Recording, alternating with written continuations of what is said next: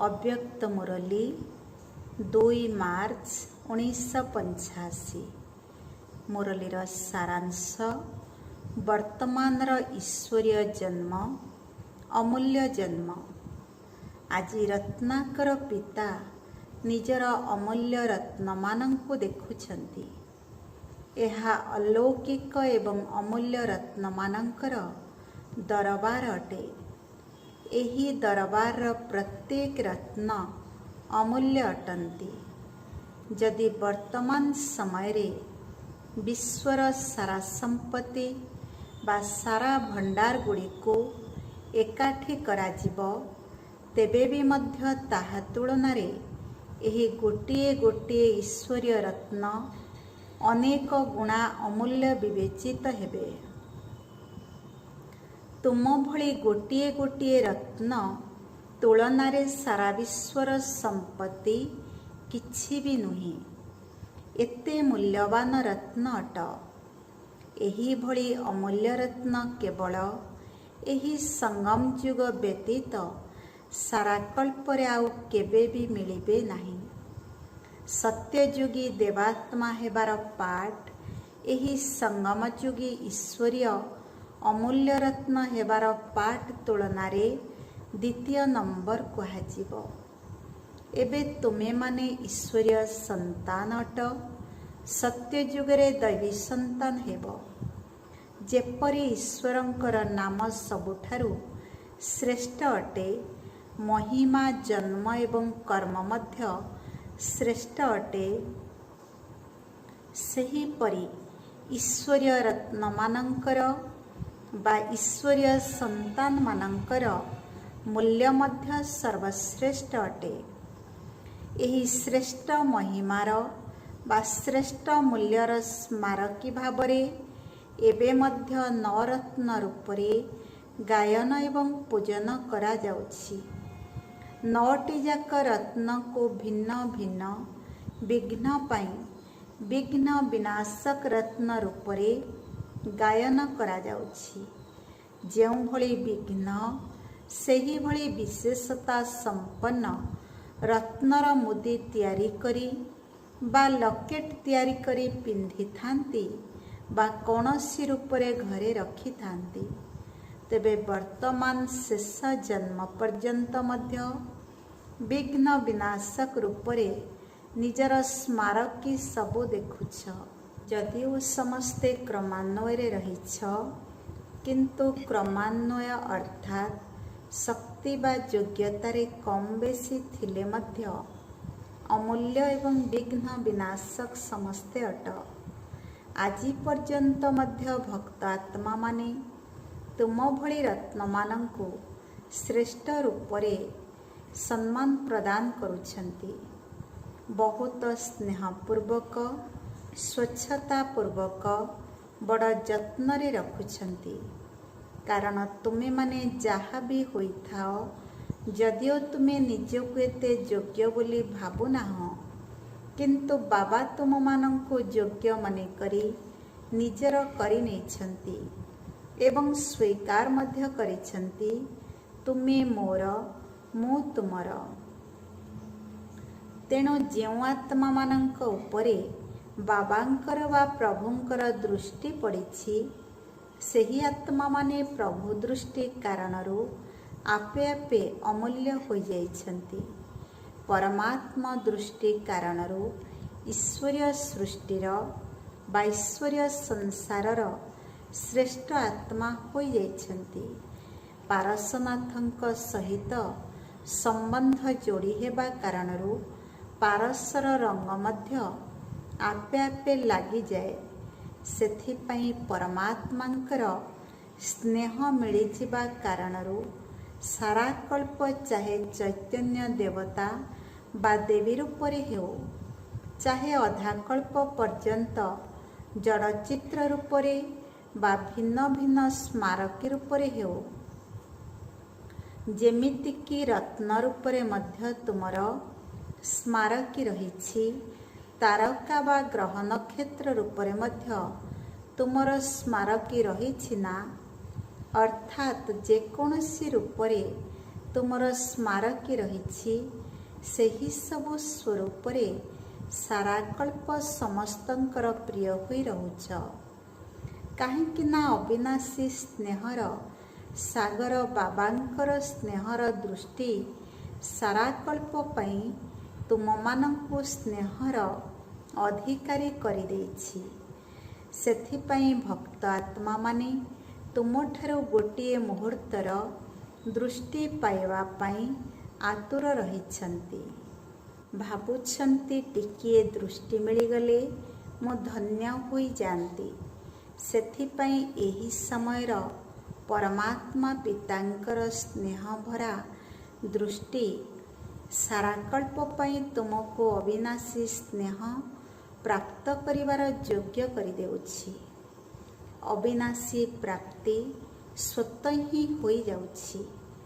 ଅର୍ଥାତ୍ ଆତ୍ମାମାନେ ସ୍ନେହର ସହିତ ମନେ ପକାଉଛନ୍ତି, ସ୍ନେହର ସହିତ ରଖୁଛନ୍ତି ଏବଂ ସ୍ନେହର ସହିତ ଦେଖୁଛନ୍ତି।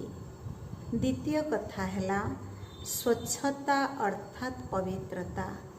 ତୁମେମାନେ ବର୍ତ୍ତମାନ ସମୟରେ ବାବାଙ୍କ ଦ୍ୱାରା ପବିତ୍ରତାକୁ ଜନ୍ମସିଦ୍ଧ ଅଧିକାର ରୂପରେ ପ୍ରାପ୍ତ କରୁଛ। ପବିତ୍ରତା ବା ସ୍ୱଚ୍ଛତାକୁ ନିଜର ସ୍ୱଧର୍ମ ବୋଲି ଜାଣୁଛ। ସେଥିପାଇଁ ପବିତ୍ରତାକୁ ଆପଣାଇ ନେବା କାରଣରୁ ଯେଉଁଠାରେ ବି ତୁମର ସ୍ମାରକୀମାନ ରହିଛି, ସେଠାରେ ପବିତ୍ରତା ବା ସ୍ୱଚ୍ଛତାର ବିଧି ଏବେ ମଧ୍ୟ ସ୍ମାରକୀ ରୂପରେ ପ୍ରଚଳିତ ହେଉଛି ଏବଂ ଅଧାକଳ୍ପ ପବିତ୍ର ପାଳନାରେ ବା ପବିତ୍ର ଦୁନିଆରେ ହିଁ ରହୁଛ। ତେବେ ଅଧାକଳ୍ପ ପବିତ୍ରତା ଦ୍ୱାରା ତୁମମାନଙ୍କର ଜନ୍ମ ହେଉଛି, ପବିତ୍ର ପାଳନାରେ ପାଳିତ ହେଉଛ ଏବଂ ଆଉ ଅଧାକଳ୍ପ ପବିତ୍ରତାର ସହିତ ପୂଜିତ ହେଉଛ। ତୃତୀୟ କଥା ହେଲା ବର୍ତ୍ତମାନ ସମୟରେ ମଧ୍ୟ ତୁମମାନଙ୍କର ଜଡ଼ଚିତ୍ରକୁ ଭକ୍ତମାନେ ଅନ୍ତରର ସହିତ ଶ୍ରେଷ୍ଠ ଏବଂ ଅମୂଲ୍ୟ ମନେକରି ସମ୍ଭାଳୁଛନ୍ତି। କାହିଁକି ନା ଏହି ସମୟରେ ସ୍ୱୟଂ ଭଗବାନ ମାତା ପିତା ରୂପରେ ତୁମମାନଙ୍କୁ ସମ୍ଭାଳୁଛନ୍ତି ଅର୍ଥାତ୍ ପାଳନା କରୁଛନ୍ତି। ତେଣୁ ଅବିନାଶୀ ପାଳନାରେ ପାଳିତ ହେଉଥିବା କାରଣରୁ ଏବଂ ଅବିନାଶୀ ସ୍ନେହର ସହିତ ସମ୍ଭାଳୁଥିବା କାରଣରୁ ସାରା କଳ୍ପ ଭକ୍ତମାନେ ବହୁତ ରାଜକୀୟ ଭାବରେ ସ୍ନେହ ଏବଂ ସମ୍ମାନର ସହିତ ସମ୍ଭାଳୁଛନ୍ତି। ଏହିଭଳି ସ୍ନେହ, ସ୍ୱଚ୍ଛତା, ପବିତ୍ରତାର ପାଳନା ଅର୍ଥାତ୍ ଯତ୍ନ ପ୍ରାପ୍ତ କରିବାର ଅବିନାଶୀ ପାତ୍ର ହୋଇଯାଉଛ। ତେଣୁ ଏବେ ବୁଝିପାରିଲ ତୁମେମାନେ କେତେ ମୂଲ୍ୟବାନ ଅଟ। ଗୋଟିଏ ଗୋଟିଏ ରତ୍ନର ମୂଲ୍ୟ କେତେ। ତେବେ ଆଜି ରତ୍ନାକର ପିତା ନିଜର ଗୋଟିଏ ଗୋଟିଏ ରତ୍ନର ମୂଲ୍ୟକୁ ଦେଖୁଥିଲେ। ସାରା ଦୁନିଆର ଅଖୌଣୀ ଆତ୍ମାମାନେ ଗୋଟିଏ ପଟେ ଅଛନ୍ତି, କିନ୍ତୁ ତୁମେମାନେ ଯିଏକି 5 ପାଣ୍ଡବଙ୍କ ସଦୃଶ୍ୟ ଖୁବ୍ କମ୍ ସଂଖ୍ୟକ ହେଲେ ମଧ୍ୟ ଅଖୌଣୀ ଆତ୍ମାମାନଙ୍କ ଠାରୁ ଶକ୍ତିଶାଳୀ ଅଟ। ଦୁନିଆର ଅଖୌଣୀ ଆତ୍ମା ତୁମମାନଙ୍କ ତୁଳନାରେ ଜଣଙ୍କ ସହିତ ମଧ୍ୟ ସମାନ ନୁହନ୍ତି। ଏତେ ଶକ୍ତିଶାଳୀ ଅଟ। ତେବେ କେତେ ମୂଲ୍ୟବାନ ହେଲ। ନିଜର ଏତିକି ମୂଲ୍ୟକୁ ଜାଣିଛ ନା କେବେ କେବେ ନିଜକୁ ନିଜେ ଭୁଲି ଯାଉଛ। ଯେତେବେଳେ ନିଜେ ନିଜକୁ ଭୁଲି ଯାଉଛ, ସେତେବେଳେ ଦୁଃଖୀ ହୋଇଯାଉଛ। ସେଥିପାଇଁ ଏବେ ଆଉ ନିଜକୁ ଭୁଲ ନାହିଁ। ସଦାସର୍ବଦା ନିଜକୁ ଅମୂଲ୍ୟ ମନେକରି ଚାଲୁଥାଅ। କିନ୍ତୁ ଏହି ଗୋଟିଏ ଛୋଟିଆ ଭୁଲ କେବେ ହେଲେ କରିବ ନାହିଁ। ତାହା ହେଲା ବାବାଙ୍କୁ ଭୁଲି ନିଜକୁ ଅମୂଲ୍ୟ ମନେ କରିବା। କାରଣ ବାବାଙ୍କର ସଙ୍ଗ ମିଳିବା କାରଣରୁ ହିଁ ତୁମେମାନେ ଅମୂଲ୍ୟ ହୋଇଛ। ସେଥିପାଇଁ ବାବାଙ୍କୁ ଭୁଲି କେବଳ ନିଜକୁ ଅମୂଲ୍ୟ ମନେ କରିବା ମଧ୍ୟ ଭୁଲ ହୋଇଯିବ।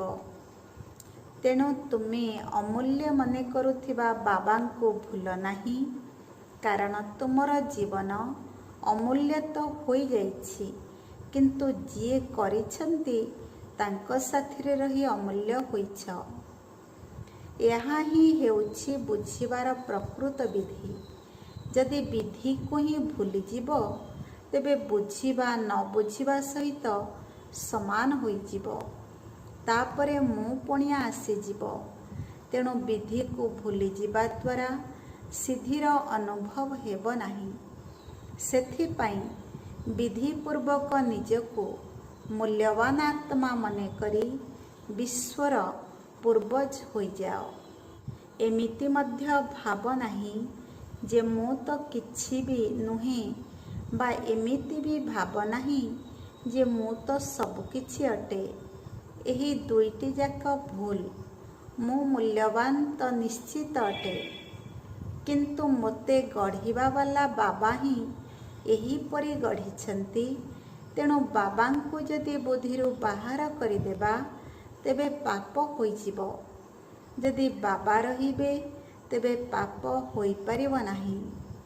ଯେଉଁଠି ବାବାଙ୍କର ନାମ ରହିବ, ସେଠାରେ ପାପର ଚିହ୍ନ ବର୍ଣ୍ଣ ରହିବ ନାହିଁ, ଏବଂ ଯେଉଁଠି ପାପ ରହିବ, ସେଠାରେ ବାବାଙ୍କର ସ୍ମୃତି ରହିପାରିବ ନାହିଁ। ଏବେ ନିଜର ମୂଲ୍ୟକୁ ବୁଝିପାରିଲ? ତୁମେମାନେ ଭଗବାନଙ୍କର ଦୃଷ୍ଟି ପ୍ରାପ୍ତ କରିବାର ପାତ୍ର ହୋଇଛ। ଏହା କ'ଣ ସାଧାରଣ କଥା? ପାଳନାର ପାତ୍ର ହୋଇଛ। ଅବିନାଶୀ ପବିତ୍ରତାକୁ ଜନ୍ମସିଦ୍ଧ ଅଧିକାର ରୂପରେ ପ୍ରାପ୍ତ କରିବାର ପାତ୍ର ହୋଇଛ। ସେଥିପାଇଁ ପବିତ୍ରତା ତୁମର ଜନ୍ମସିଦ୍ଧ ଅଧିକାର ହୋଇଥିବା କାରଣରୁ କେବେ ବି ମୁସ୍କିଲ ଅନୁଭବ ହେଉନାହିଁ, ସହଜ ଅନୁଭବ ହେଉଛି। ଏବଂ ଯେଉଁମାନଙ୍କୁ ପବିତ୍ରତା କଷ୍ଟକର ଅନୁଭବ ହୋଇଥାଏ, ସେମାନେ ଅଧିକ ହଲଚଲ ହୋଇଥାନ୍ତି। ତେଣୁ ଯଦି ଭାବିବ ଯେ ପବିତ୍ରତା ମୋର ଜନ୍ମସିଦ୍ଧ ଅଧିକାର ବା ମୋର ସ୍ୱଧର୍ମ, ତେବେ ସର୍ବଦା ସହଜ ଅନୁଭବ ହେବ। ସେଥିପାଇଁ ଦୁନିଆର ଲୋକମାନେ ପବିତ୍ରତା ଠାରୁ ଦୂରେଇ ଯାଉଛନ୍ତି, କାରଣ ପବିତ୍ରତା ସେମାନଙ୍କୁ କଷ୍ଟସାଧ୍ୟ ଅନୁଭବ ହେଉଛି। କାହିଁକି ନା ଯେଉଁମାନେ ଅଧିକାରୀ ଆତ୍ମା ନୁହନ୍ତି, ସେମାନଙ୍କୁ କଷ୍ଟକର ହିଁ ଅନୁଭବ ହେବ। ଅଧିକାରୀ ଆତ୍ମା ଏଠାକୁ ଆସିବା ମାତ୍ରକେ ଦୃଢ଼ ସଂକଳ୍ପ କରିଥାଏ ଯେ ବାବାଙ୍କ ଦ୍ୱାରା ମିଳୁଥିବା ପବିତ୍ରତା ମୋର ଜନ୍ମସିଦ୍ଧ ଅଧିକାର। ତେଣୁ ମୋତେ ପବିତ୍ର ହେବାକୁ ହିଁ ପଡ଼ିବ। ସେମାନଙ୍କ ହୃଦୟକୁ ପବିତ୍ରତା ସଦାସର୍ବଦା ଆକର୍ଷିତ କରିବାକୁ ଲାଗିବ। ଯଦି ପୁରୁଷାର୍ଥ ମାର୍ଗରେ ଚାଲୁ ଚାଲୁ ମାୟା କେତେବେଳେ ପରୀକ୍ଷା ନେବା ପାଇଁ ସଂକଳ୍ପ ରୂପରେ ବା ସ୍ୱପ୍ନ ରୂପରେ ଆସି ବି ଯାଏ, ତେବେ ଅଧିକାରୀ ଆତ୍ମା ଜ୍ଞାନବାନ ହୋଇଥିବା କାରଣରୁ ବିଚଳିତ ହେବ ନାହିଁ। କିନ୍ତୁ ଜ୍ଞାନର ଶକ୍ତି ଆଧାରରେ ସଂକଳ୍ପକୁ ପରିବର୍ତ୍ତନ କରିଦେବ।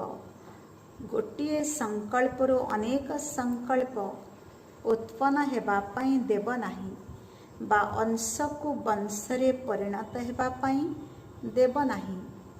କ'ଣ ହେଲା, କେମିତି ହେଲା, ଏହାକୁ ହିଁ ବଂଶ କୁହାଯାଉଛି।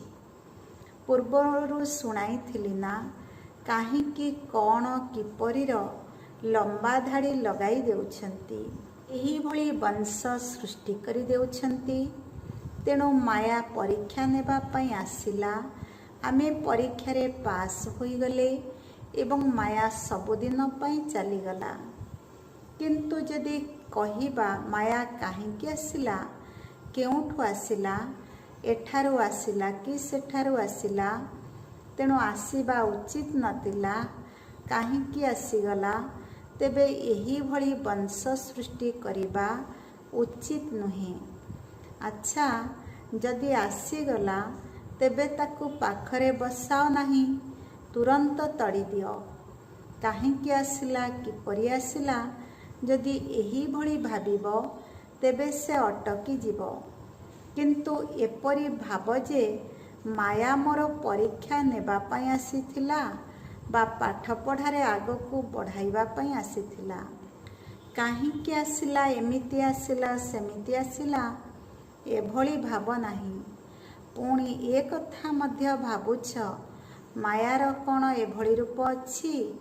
ନାଲି ନା ସବୁଜ ନା ହଳଦୀ, ଏହିଭଳି ବିସ୍ତାରକୁ ମଧ୍ୟ ଚାଲି ଯାଉଛ।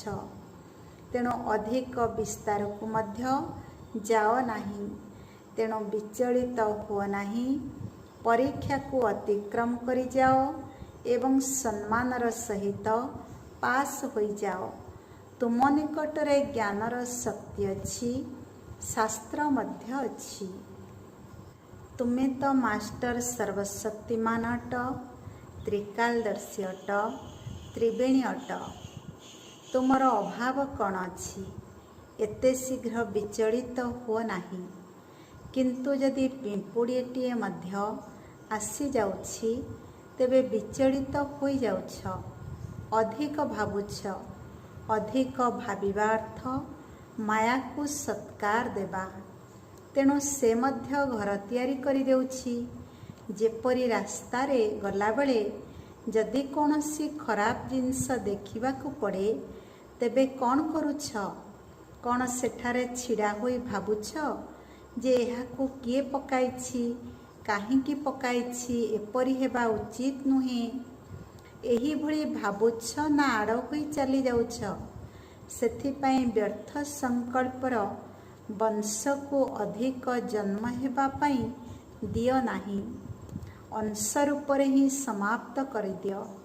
ପ୍ରଥମେ କଥାଟି ଗୋଟିଏ ସେକେଣ୍ଡରେ ହିଁ ହୋଇଥାଏ, କିନ୍ତୁ ତୁମେମାନେ ତାହାକୁ ଭାବି ଭାବି ଅନେକ ଘଣ୍ଟା, ଅନେକ ଦିନ ତଥା ଅନେକ ମାସରେ ପରିଣତ କରିଦେଇଥାଅ।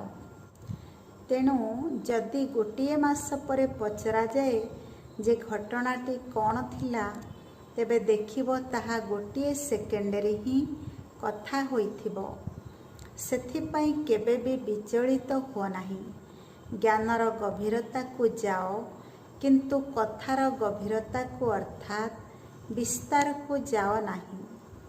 ବାପଦାଦା ଏତେ ଶ୍ରେଷ୍ଠ ମୂଲ୍ୟବାନ ରତ୍ନମାନଙ୍କୁ ଯେତେବେଳେ ମାଟିର ଛୋଟ ଛୋଟ କଣିକା ବା ଅଣୁ ସହିତ ଖେଳିବାର ଦେଖୁଛନ୍ତି, ସେତେବେଳେ ଭାବୁଛନ୍ତି ଏହି ରତ୍ନମାନେ ସମାନ ପିଲାମାନେ ରତ୍ନ ସହିତ ଖେଳିବା ଉଚିତ, କିନ୍ତୁ ମାଟିର ଅଣୁ ସହିତ କାହିଁକି ଖେଳୁଛନ୍ତି?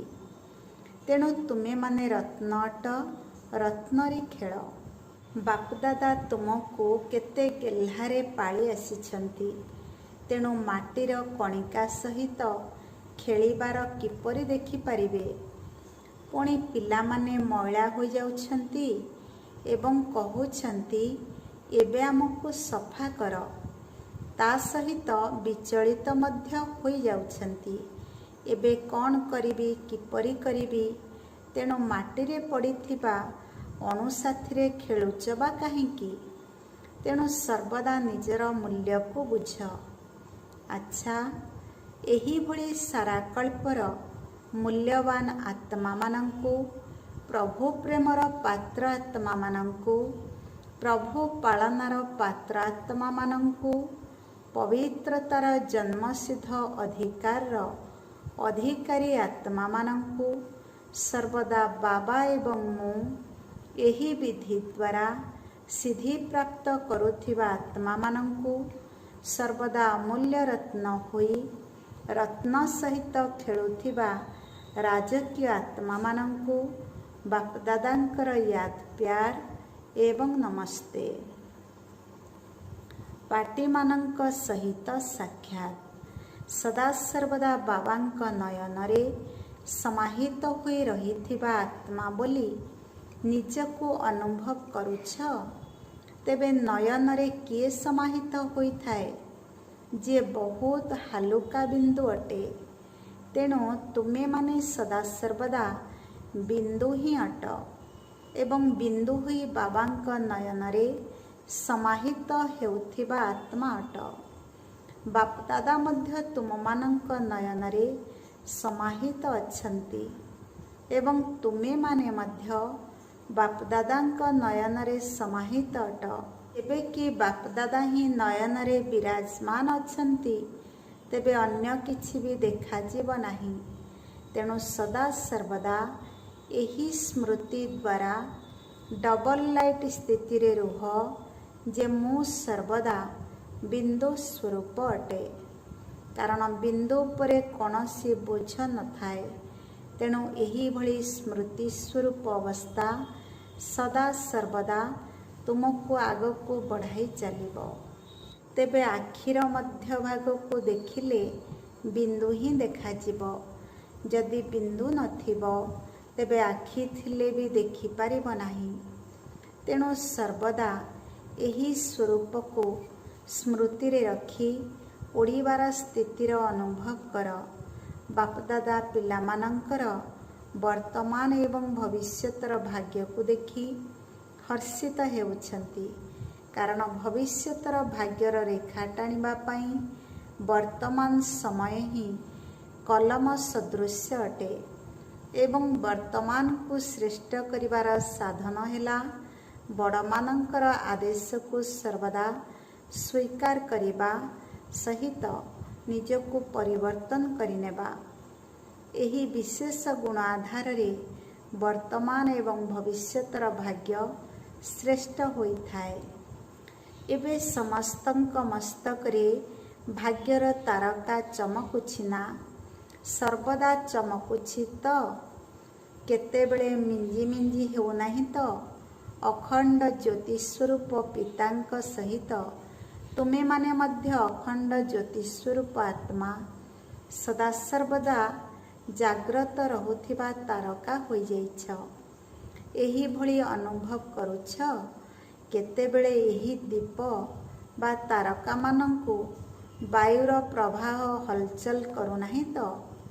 ଯାହା ଭିତରେ ବାବାଙ୍କର ସ୍ମୃତି ରହିଛି ସେ ନିଶ୍ଚିତ ଅବିନାଶୀ ଜାଜ୍ୱଲ୍ୟମାନ ତାରକା ଅଟେ। ମିଞ୍ଜି ମିଞ୍ଜି ହେଉଥିବା ତାରା ନୁହେଁ। ସ୍ଥୂଳ ଲାଇଟ୍ ମଧ୍ୟ ଯେତେବେଳେ ମିଞ୍ଜି ମିଞ୍ଜି ବା ଧପ୍ ଧପ୍ ହୋଇଥାଏ ସେତେବେଳେ ତାକୁ ବନ୍ଦ କରିଦେଇଥାନ୍ତି, କାରଣ କାହାକୁ ବି ଭଲ ଲାଗେ ନାହିଁ। ତେଣୁ ତୁମେମାନେ ମଧ୍ୟ ସଦା ସର୍ବଦା ଜାଜ୍ୱଲ୍ୟମାନ ଅବସ୍ଥାରେ ରହୁଥିବା ତାରକା। ସର୍ବଦା ଜ୍ଞାନ ସୂର୍ଯ୍ୟ ବାବାଙ୍କଠାରୁ ଆଲୋକ ଗ୍ରହଣ କରି ଅନ୍ୟମାନଙ୍କୁ ମଧ୍ୟ ପ୍ରଦାନ କରୁଛ। ତେଣୁ ସେବା କରିବାର ଉମଙ୍ଗ ଉତ୍ସାହ ସଦା ସର୍ବଦା କାୟମ ରହୁଛି, କାରଣ ସମସ୍ତେ ଶ୍ରେଷ୍ଠ ପିତାଙ୍କର ଶ୍ରେଷ୍ଠ ସନ୍ତାନ ଅଟ। ଯୋଗବଳ ଦ୍ୱାରା ସଫଳତା ସହଜରେ ପ୍ରାପ୍ତ ହୋଇଥାଏ। ଯେତେ ଯେତେ ଯୋଗ ଏବଂ ସେବା ଏକା ସାଥିରେ ଚାଲିଥିବ ବା ଉଭୟର ସନ୍ତୁଳନ ରହିବା ଦ୍ୱାରା ସଦାକାଳ ପାଇଁ ସଫଳତା ପ୍ରାପ୍ତ କରିବାର ଆଶୀର୍ବାଦ ସ୍ୱତଃ ହିଁ ପ୍ରାପ୍ତ କରାଉଥିବ, ତାହାଦ୍ୱାରା ସର୍ବଦା ଶକ୍ତିଶାଳୀ ସ୍ମୃତି ସ୍ୱରୂପର ବାତାବରଣ ସୃଷ୍ଟି ହୋଇଥାଏ, ଯାହାଦ୍ୱାରା ଶକ୍ତିଶାଳୀ ଆତ୍ମାମାନଙ୍କର ଆବାହନ ସ୍ୱତଃ ହୋଇଥାଏ ଏବଂ ସଫଳତା ମଧ୍ୟ ମିଳିଥାଏ। ତୁମେମାନେ ତ ନିମିତ୍ତ ମାତ୍ର ଲୌକିକ କାର୍ଯ୍ୟ କରୁଛ, କିନ୍ତୁ ବୁଦ୍ଧିର ଲଗନ ବାବା ଏବଂ ସେବା ସହିତ ରହିଛି। ଯେଉଁମାନେ ଲୌକିକ କାର୍ଯ୍ୟ ମଧ୍ୟ ସେବା ପ୍ରତି ହିଁ କରୁଛନ୍ତି, ନିଜର ଆନ୍ତରିକ ଆଗ୍ରହରେ କରୁନାହାନ୍ତି, ବାପଦାଦାଙ୍କର ନିର୍ଦ୍ଦେଶ ଅନୁସାରେ ହିଁ କରୁଛନ୍ତି, ସେହିମାନଙ୍କ ପାଇଁ ବାବାଙ୍କର ସ୍ନେହର ହାତ ସଦାସର୍ବଦା ସାଥିରେ ରହିଛି। ତେଣୁ ସର୍ବଦା ଖୁସି ମନରେ ନାଚିଥାଅ, ଗାଉଥାଅ। ଏହା ହିଁ ଶକ୍ତିଶାଳୀ ସେବାର ଆଧାର। ତୁମମାନଙ୍କର ଖୁସିକୁ ଦେଖି ଅନ୍ୟମାନେ ମଧ୍ୟ ଖୁସି ହୋଇଯିବେ। ଏହାଦ୍ୱାରା ମଧ୍ୟ ସେବା ହୋଇଯିବ। ବାପଦାଦା ତ ପିଲାମାନଙ୍କୁ ସବୁବେଳେ କହି ଆସିଛନ୍ତି, ଯେତେ ଯେତେ ତୁମେମାନେ ମହାଦାନୀ ହୋଇ ଦାନ କରିଚାଲିବ, ସେତେ ସେତେ ତୁମର ଅବିନାଶୀ ସମ୍ପତ୍ତି ବଢ଼ି ବଢ଼ି ଚାଲିବ। ତେଣୁ ମହାଦାନୀ ହୋ ଏବଂ ସମ୍ପତ୍ତିକୁ ବଢ଼ାଅ। ମହାଦାନୀ ହୋଇ ଖୁବ୍ ଦାନ କର। ଏହିଭଳି ଦେବା ହିଁ ନେବା ଅଟେ। ତେଣୁ ଯାହା ସବୁ ଭଲ ଭଲ ଜିନିଷ ତୁମକୁ ମିଳୁଛି ସେଗୁଡ଼ିକୁ ଦାନ ନ କରି ରହିପାରିବ ନାହିଁ। ସର୍ବଦା ନିଜର ଭାଗ୍ୟକୁ ଦେଖି ହର୍ଷିତ ରୁହ। ବିଚାର କର, ମୋତେ କେତେ ବଡ଼ ଭାଗ୍ୟ ମିଳିଛି। ଘରେ ବସି ଭଗବାନଙ୍କୁ ପାଇଯିବା ଏହାଠାରୁ ବଡ଼ ଭାଗ୍ୟ ଆଉ କ'ଣ ହୋଇପାରେ। ଏହି ଭାଗ୍ୟକୁ ସ୍ମୃତିରେ ରଖି ହର୍ଷିତ ରୁହ। ତେବେ ଦୁଃଖ ଏବଂ ଅଶାନ୍ତି ସବୁଦିନ ପାଇଁ ସମାପ୍ତ ହୋଇଯିବ। ସୁଖ ସ୍ୱରୂପ ଶାନ୍ତି ସ୍ୱରୂପ ହୋଇଯିବ।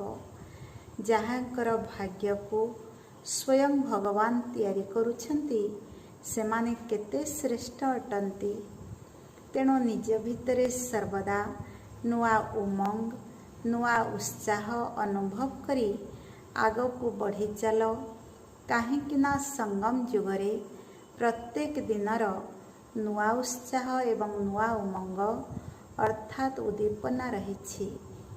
ଏମିତି ନୁହେଁ ଯେ ଯେମିତି ସେମିତି ଚାଲିଛ, କିନ୍ତୁ ନୂଆ ଉତ୍ସାହ, ନୂଆ ଉଦ୍ଦୀପନା ସଦାସର୍ବଦା ତୁମକୁ ଆଗକୁ ବଢ଼ାଇ ଚାଲିଛି। ତୁମ ପାଇଁ ପ୍ରତ୍ୟେକ ଦିନ ନୂଆ। ତେଣୁ ସର୍ବଦା ନିଜ ଭିତରେ ବା ସେବାରେ କୌଣସି ନା କୌଣସି ନବୀନତା ନିଶ୍ଚିତ ହେବା ଦରକାର।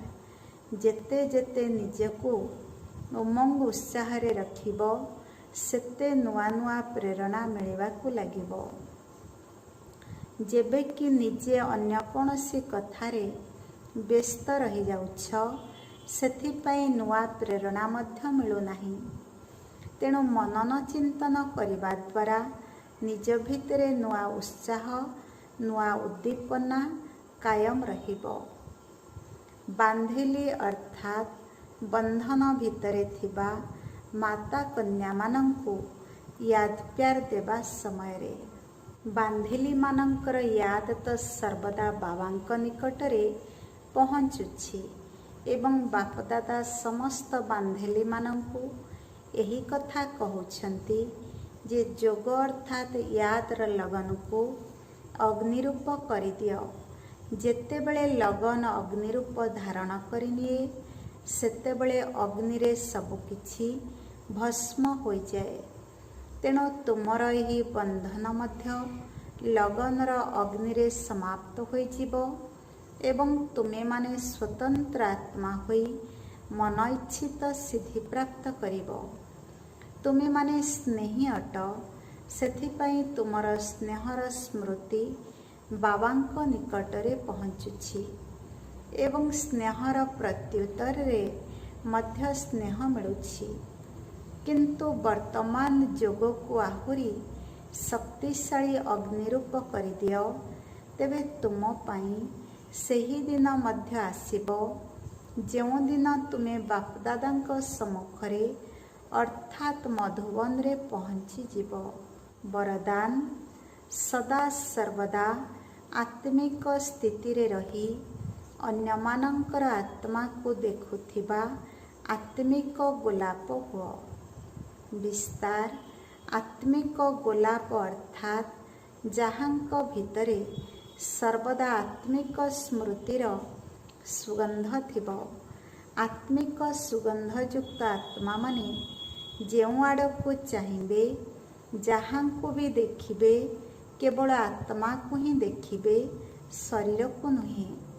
ତେଣୁ ନିଜେ ମଧ୍ୟ ସର୍ବଦା ଆତ୍ମିକ ସ୍ଥିତିରେ ରୁହ ଏବଂ ଅନ୍ୟମାନଙ୍କର ମଧ୍ୟ ଆତ୍ମାକୁ ଦେଖ। ଯେପରି ବାବା ଉଚ୍ଚରୁ ଉଚ୍ଚ ଅଟନ୍ତି, ସେହିପରି ତାଙ୍କର ବଗିଚା ଅର୍ଥାତ୍ ଈଶ୍ୱରୀୟ ପରିବାର ମଧ୍ୟ ଉଚ୍ଚରୁ ଉଚ୍ଚ ଅଟେ। ଯେଉଁ ବଗିଚାର ବିଶେଷ ଶୃଙ୍ଗାର ଆତ୍ମିକ ଗୋଲାପ ଫୁଲ, ତୁମେ ପିଲାମାନେ ହିଁ ଅଟ। ତେଣୁ ତୁମର ଆତ୍ମିକ ସୁଗନ୍ଧ ଅନେକ ଆତ୍ମାଙ୍କର କଲ୍ୟାଣ କରିପାରିବ। ସ୍ଲୋଗାନ: ମର୍ଯ୍ୟାଦାକୁ ଉଲ୍ଲଂଘନ କରି ଯଦି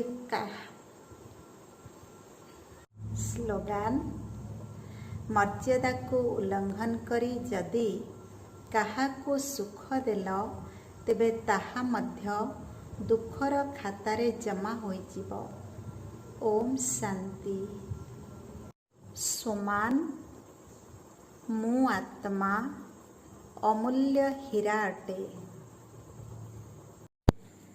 ଆଜିର ମୁରଲୀରୁ ଶିକ୍ଷା ପ୍ରଥମ ନମ୍ବର। ଯେଉଁ ଆତ୍ମାମାନଙ୍କ ଉପରେ ବାବାଙ୍କର ବା ପ୍ରଭୁଙ୍କର ଦୃଷ୍ଟି ପଡ଼ିଛି, ସେହି ଆତ୍ମାମାନେ ପ୍ରଭୁ ଦୃଷ୍ଟି କାରଣରୁ ଆପେ ଆପେ ଅମୂଲ୍ୟ ହୋଇଯାଇଛନ୍ତି।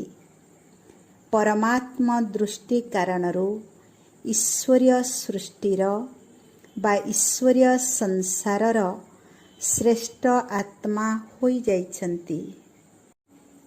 ଦ୍ୱିତୀୟ ନମ୍ବର, ସ୍ୱଚ୍ଛତା ଅର୍ଥାତ୍ ପବିତ୍ରତା।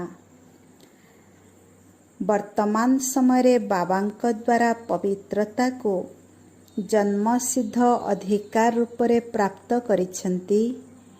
ପବିତ୍ରତା ବା ସ୍ୱଚ୍ଛତା ନିଜର ସ୍ୱଧର୍ମ ଅଟେ। ତୃତୀୟ ନମ୍ବର, ଯୋଗ ଏବଂ ସେବା ଉଭୟର ସନ୍ତୁଳନ ରଖିବା ଦ୍ୱାରା ସଦାକାଳ ପାଇଁ ସଫଳତା ପ୍ରାପ୍ତ କରିବାର ଆଶୀର୍ବାଦ ସ୍ୱତଃ ହିଁ ପ୍ରାପ୍ତ ହୋଇଥାଏ।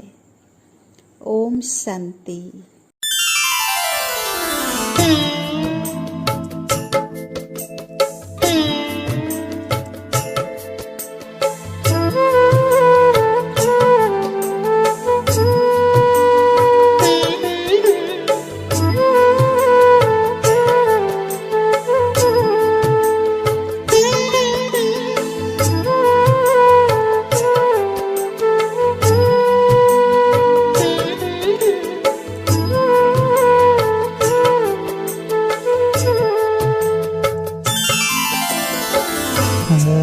आत्मा ज्योति बिंदु चम चम चमके हीरा रत्न परी।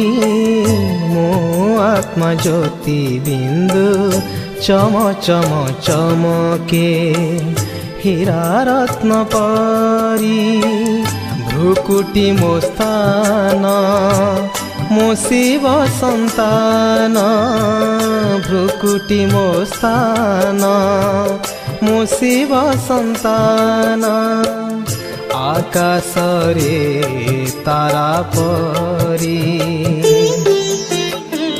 मो आत्मा ज्योति बिंदु चम चम चमके हीरा रत्न परी।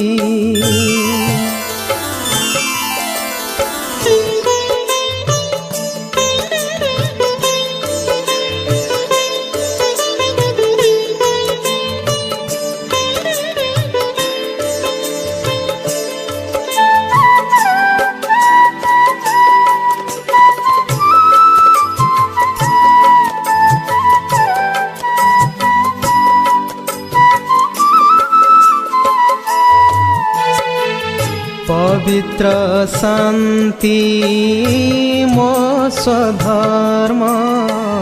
ज्ञान बले अर्जे मो पुण्य कर्म। अंतरर सुख प्रभु मिलन रे स्वर्ग सुख पाए मो ए संसारे। ए जीवन पथ परे मो चालू अछि बाबा हाथ धरे। भ्रुकुटी मो स्थान मो शिव संतान। आकाश रे तारा परी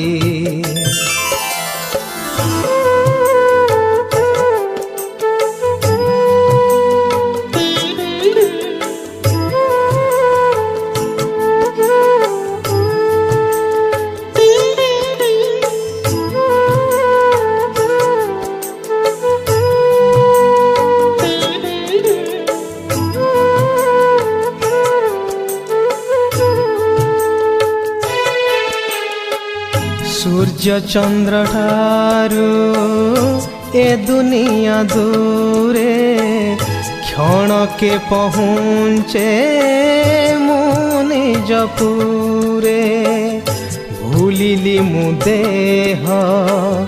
देहर दुनिया मिलीगला मोते खोजुथिली जाहा देह नाही जार शिव बाबा मोर किए हे बसरी भ्रुकुटी मो स्थान मु शिव संतान आकाशरे तारा परी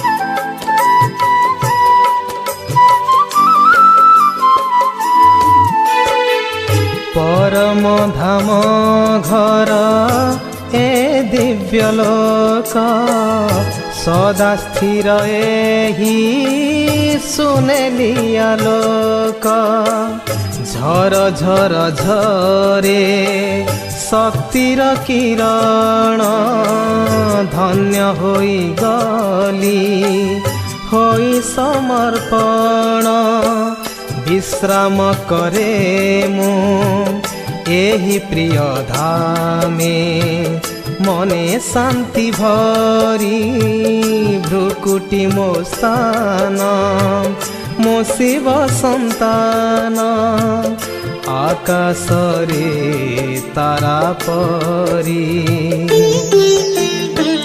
मो आत्मा ज्योति बिंदु चम चम चमके हीरा रत्न परी मो आत्मा ज्योति बिंदु चम चम चमके हीरा रत्न परी।